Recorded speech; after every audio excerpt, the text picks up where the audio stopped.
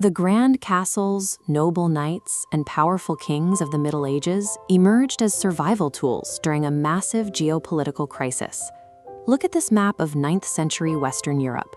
After the collapse of the Roman Empire, the landscape was a fragmented power vacuum, stripped of any central state or unified army to defend against constant external raids. Trade routes shattered, the economy localized, and reliable money vanished from circulation. Yet communities still had to find a way to fund a professional military defense. With no gold to pay soldiers, society turned to its only remaining reliable currency: land.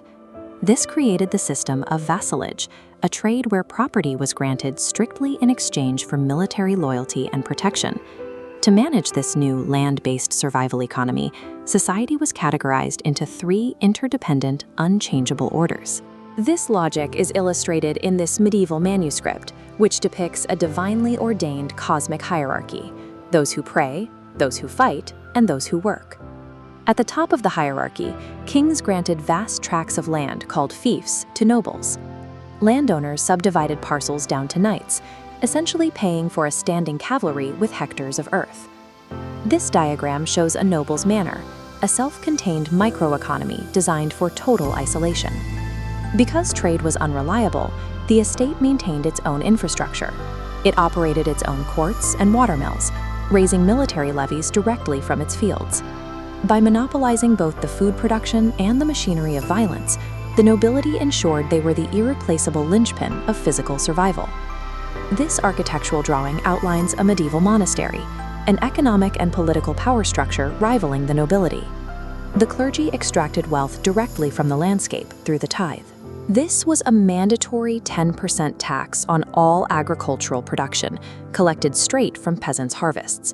Beyond taxes, the church maintained the system's ideological control.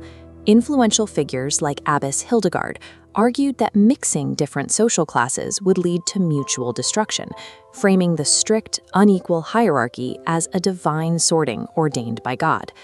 While knights provided the physical force to maintain the system, the church provided the ideological glue that prevented the oppressed majority from revolting.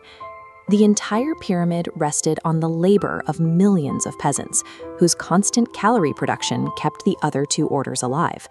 While some were free tenant farmers, the system deeply relied on serfs, human beings legally bound to the lord's land. They received no wages and were barred from leaving the estate without express permission.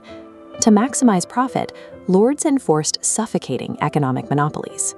Fees for the mill, fees for the oven, and even fees to marry.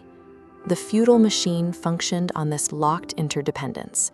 The peasants generated the calories, the knights protected the calories, and the clergy saved everyone's souls. The elite viewed this arrangement as eternal, but for the peasantry, it was a pressure cooker. Unable to launch open revolts, they fought back through passive resistance. Cultivators deliberately dragged their feet on the lord's workdays, hoarding their energy for their own tiny plots, and engaging in localized conflicts over communal forest resources. But in the 11th century, a major external disruptor finally appeared.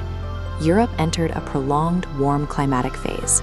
Higher average temperatures meant longer growing seasons and soil that was far easier to plow.